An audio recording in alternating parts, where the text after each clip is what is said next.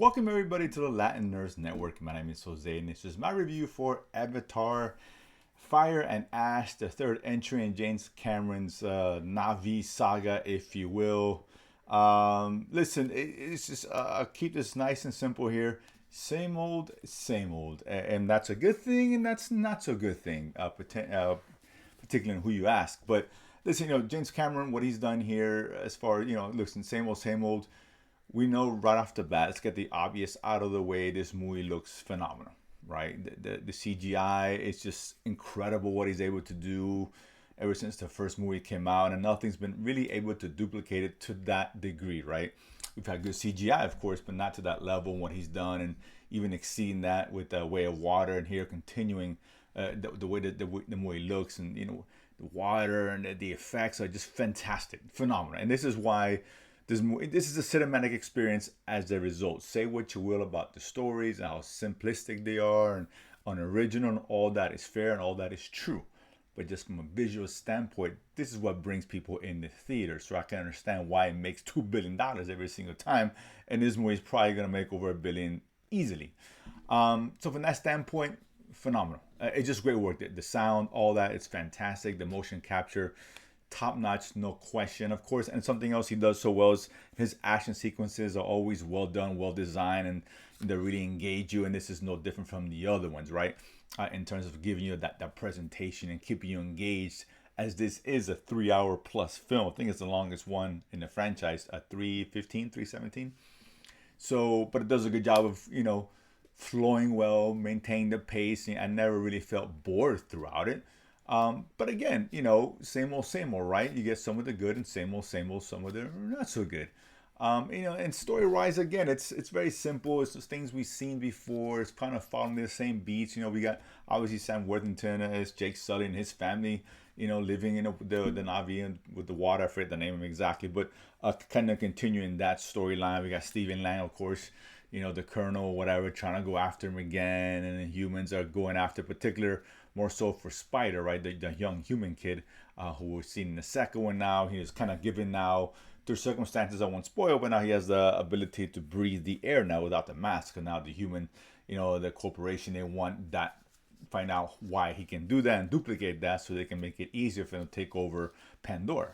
They do introduce kind of a new villain, a new clan, if you will, the Ash people, who are really cool, and I like them. And the lead on that, the leader, the female lead, she's really interesting character, and their stories is really good. And I like what they were beginning with that, and they even partnered up with Stephen Lang's character, but then they kind of were just brushed to the side. And now the focus went back to humans attacking the Na'vi again, over the water area. We've seen this before. They're trying to, get gun down the whales, those giant whale things, whatever. Again, same old. Even some of the, at times, as cool as the action is, it was a couple of scenes that were just, I could have sworn I just saw that in the first couple of films, right? They just kind of plug. It's just like watching a porno, right? It's the same scene over and over again sometimes. It is what it is. But you get a lot of that, and it's just very familiar. Nothing really new. It's just safe, right? Just status quo, and I get it, and it works. So why change the formula, I guess? But I would like to see something new and different from this, right? We've seen, okay, he's a Jake Sully and a new clan, and here comes the humans at the end, a big old battle scene, and cut, right? Cut the credits.